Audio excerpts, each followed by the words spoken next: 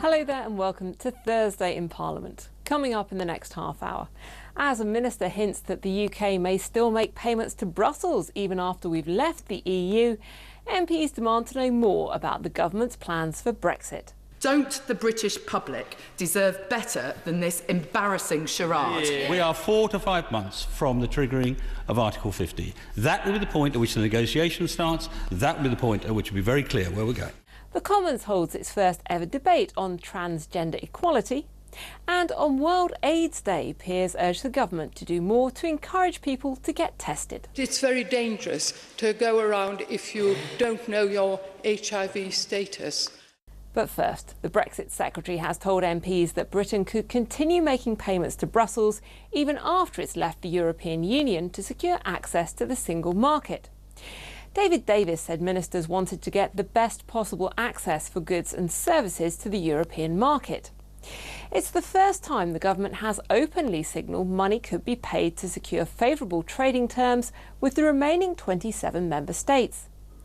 Mr Davis's comments came at question time when he was also asked about the Foreign Secretary Boris Johnson's alleged remarks that he supported the free movement of people and those now famous notes belonging to a Conservative aide that were snapped by a photographer in Downing Street. In a week in which it has been reported that the Foreign Secretary has told EU ambassadors that he doesn't agree with the government's policy on free movement, and that a Dutch Member of Parliament attended a briefing in Downing Street on the government's plans for Brexit, does the Secretary of State understand why the House is getting a little fed up with being told nothing? Absolutely. And if he does, can he tell us when the government will come forward with its plans for Brexit, including on what will happen as regards any future contributions to the European Union after we have left? Well, firstly, as the Honourable Gentleman knows, I'm appearing in front of his committee, I think, on the 14th of December, and his committee has been to visit my department already, and we are seeking to help them as much as we can. But he also knows full well, as a previous International Development Secretary, as a previous Cabinet Minister, that the approach to this, the probable success of the negotiations, depend very greatly on us being able to manage the information and keep what it needs to be secret until the last minute secret. Now, in terms of the other things you talked about this week, frankly, this all is based on a presumption that a scribbled note in Downing Street actually is anything like government policy. It wasn't. Can the Secretary of State tell me when the government is going to drop the pretence that Brexit can mean continued tariff-free access to the single market and an end to freedom of movement? Don't the British public deserve better than this embarrassing charade? We are 4 to 5 months. We are 4 to 5 months from the triggering of Article 50. That will be the point at which the negotiation starts. That will be the point at which it will be very clear where we're going. Another Labour MP asked about payments to the EU. Will the government consider making any contribution in any shape or form for access to the single market? The simple answer we've given to this before is, and it's very important because there is a distinction between picking off an individual policy and setting out a major criterion. And the major criterion here is, I'm going to answer him if he lets me, the major criterion here is that we get the best possible access for goods and services to the European market. And if that is included in what he's talking about, then of course we would consider it. Labour's front bench asked about another aspect of our EU membership. On the 7th of November, when the Secretary of State was last at the dispatch box, he was asked whether the government was intending to keep the UK in the customs union or not. He answered, and I quote, by saying, "We will make that judgment in due course and make it public in due course." There are now just 121 days left till the end of March next year. Time is running out. So another simple question: when does the Secretary of State intend to honour his commitment and make the government's position on the customs union clear? 121 days is a long time in policy terms, I'm afraid. The simple truth is that we want to make sure there's one chance of this negotiation. This is unlike almost anything else that comes in front of this House. Everything else we can come back and repeal it or change it or amend it later. This is a single-shot negotiation, so we've got to get it right. And we'll get it right by doing the analysis first and the notification second, and I will do that. I will meet my promise to him, no doubt about that, but he's just got to wait until the analysis is complete. An SNP MP returned to those alleged remarks by the Foreign Secretary Boris Johnson. Mr. Alex Salmond. Congratulate the government on the sophistication of its approach to Brexit.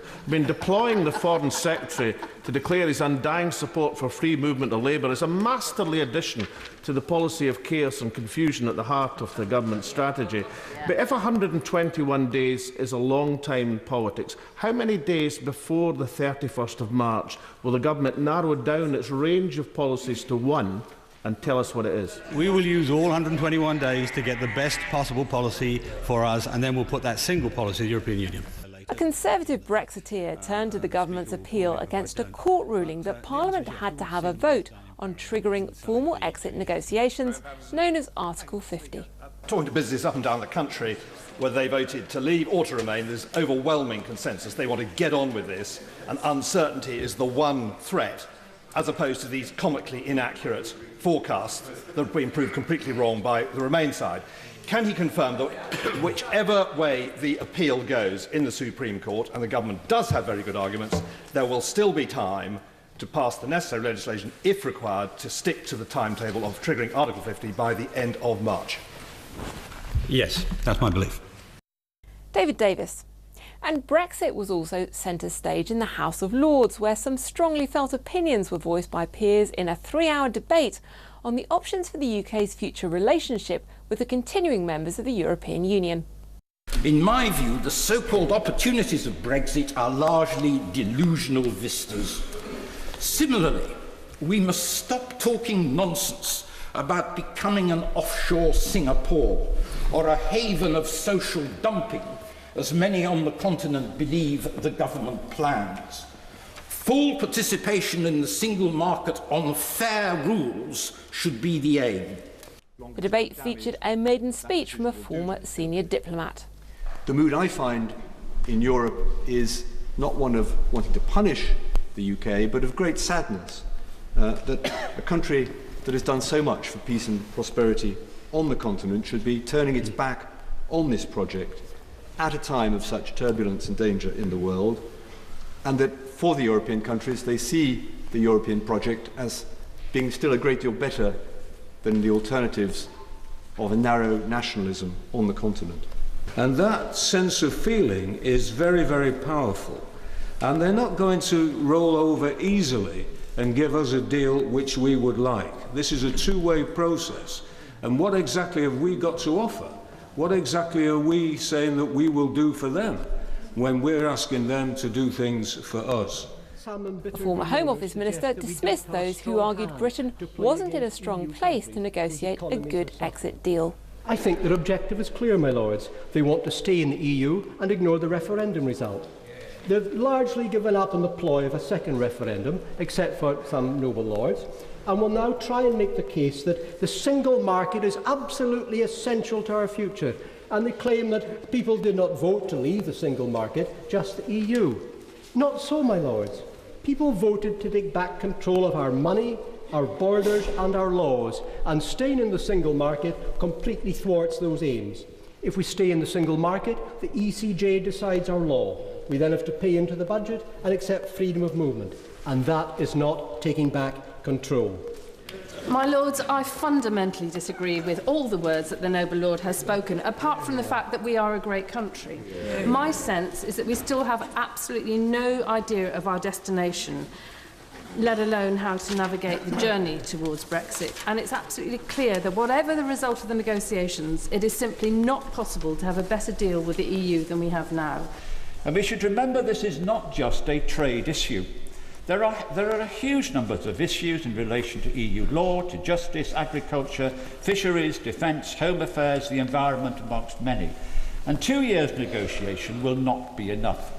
It's absurd to try and keep Parliament out of the process of Brexit, just as it was certainly very unwise for Parliament to attempt to block or delay Article 50 triggering. I think, frankly, a much better approach by the government would have been, and still would be, to, as it were, flood Parliament, both houses, with a really deep analysis of what is actually going on in this area. So many generalities seem to scape over the actual processes of reform that and change that are going on in the European Union and indeed in the world at this time. So instead of giving Parliament too little information, my recommendation would be the opposite: give us too much.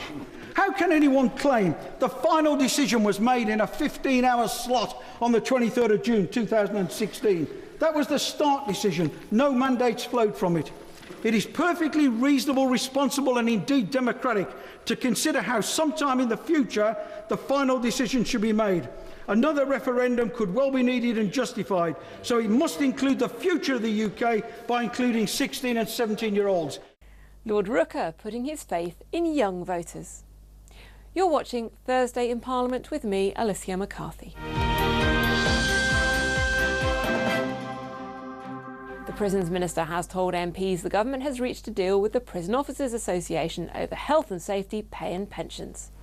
Earlier this month, up to 10,000 prison officers in England and Wales stopped work over claims of a surge in violence in jails.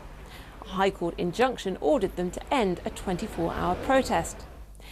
The news came in a Westminster Hall debate on prison safety, where a Labour MP outlined some of the problems in the system. As of the 29th of July 2016, just over 60%, which is 76 of our prison establishments, were officially listed as overcrowded. In total, overcrowded prisons held 9,700 more prisoners than they were designed originally to hold, meaning there are pressures in cells that were meant for one person to have 2 people in, and cells that are meant for 2 people to have 3 people in, which adds to the stress in prisons. And the figures suggested a rise in violence, assaults and drug use. In 2010, new psychoactive substances in prisons, there were 16 recorded incidents in 2010. We now found in 2014, the last year I have figures, there may be more up-to-date ones from the Minister, that figure is 436, a 2,625% increase. Spice has gone from 15 cases to 430. Methadone from 0 to 2 cases. Ketamine, CAT, has gone from 1 case to 4 cases. Now, again, the direction of travel is in the wrong direction. The Minister said the government had a plan to reduce self-harm and violence and reduce reoffending, and he had an announcement. I'd like to say at the outset how valuable, of course, the brave prison officers who work so hard in our prisons are, and they do a tremendous job. And every time I visit one of our prisons, I do make sure that I do spend time with the staff. I spend time with members of the Prison Officers Association locally, but also other staff, just to actually hear from them what their experience of the challenges are, because I firmly believe that there is no substitute for actually understanding the frontline challenges, but to speak to those who are actually doing the job. And that is why, Mr. Nuttall, it gives me great pleasure to announce to this House that we, as the House is aware, we've been in discussions with the Prison Officers Association over health and safety, pay and pensions, and we've come to an agreement with the Prison Officers Association and the NEC on a deal that they would recommend to their members that frontline staff will now get a new pay and pensions package. We've also agreed a significant number of health and safety reforms, as well as new powers for governors in terms of how they deploy their staff in their prisons. Sam Guimard. MPs have been talking of their pride in taking part in the first full Commons debate on transgender issues and calling on the government to deal fairly with trans people. The debate was introduced by the chair of the Women and Equalities Committee, the Conservative Maria Miller. Her committee held an inquiry into transgender equality, the first ever parliamentary investigation of this kind. The report we published in December 2015 showed serious shortcomings in legal protection for trans people and in the delivery of public services. I think we need to have a clear direction of travel. A committee has set out more than 70 recommendations, and the government has undertaken a considerable body of work as a result of that. And I hope the debate today can give a flavour of the direction of travel, to give some clear optimism for trans people in this country, and to remind the ministers that are responsible in this area of the human cost of not taking the actions that are needed.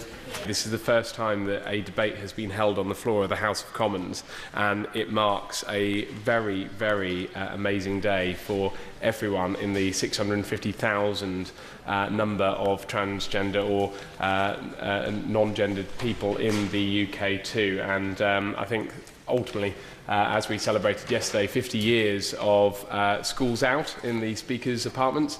Hopefully in 50 years' time, people will look back at this day and say that this is the day that marks a remarkable change in the way that people in the transgender community are considered in the UK. GPs have a legitimate role in acting as gatekeepers to NHS specialists, but I'm afraid that there is real evidence that prejudice and ignorance amongst our GPs is preventing those who experience gender dysphoria from receiving the services they need. The Beaumont Society heard of one trans person being told by their GP at their first assessment, and let's face it, how much courage do you need to go to your first assessment? You'll be taking money away from more deserving cancer patients. How wicked is that? It's a complete disgrace. As a relative newcomer to the LGBTI community, I have to say that one of the reasons I'm particularly glad that we're having this debate today is I feel it's of the utmost importance we better familiarise ourselves with the language surrounding this topic, because I'll be honest, I wasn't wholly familiar with all the language and terminology, and as someone who came out relatively recently, it was almost an inferred assumption that you are totally familiar with all aspects of the LGBTI community and life. But like many, I am on a journey of discovery and learning, and I have to say in the research I did today and listening to the contributions across the chamber, I feel even more enlightened, and I hope that others do too. Almost half of trans people in Britain have attempted suicide at least once, and 84% say that they've thought about it. These are, of course, the people that we know about. I want to make a plea from the dispatch box this afternoon. Whatever you believe about the issues of trans and gender identity, however strongly you may have those beliefs, how much you may morally disagree, please recognise that there are people in this country who are facing daily abuse, people who are dying, all because of their self-declaration. Please, just see them as people. The Minister said the government's mission was to make Britain a country that worked for everyone.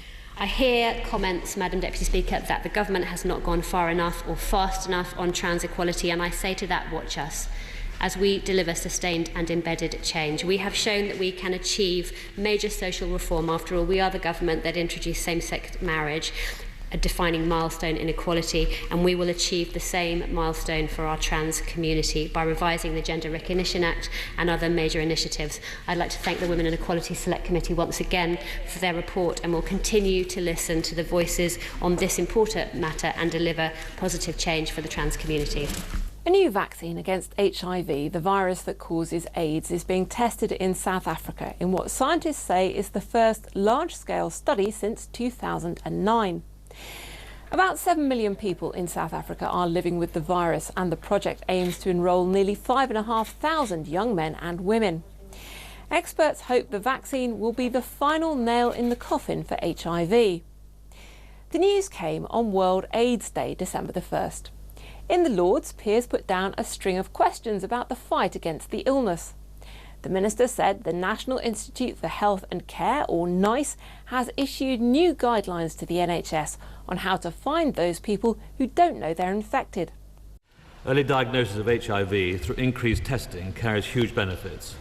Progress is being made, and in 2015 undiagnosed HIV fell to 13% from 25% in 2010. We will keep working with partners to use the guidelines to encourage people to get tested and fight the stigma associated with HIV. It's very dangerous to go around if you don't know your HIV status And would he organise some more publicity, particularly for women, because men seem to have more help than women? The Noble is absolutely right. Early diagnosis is absolutely critical.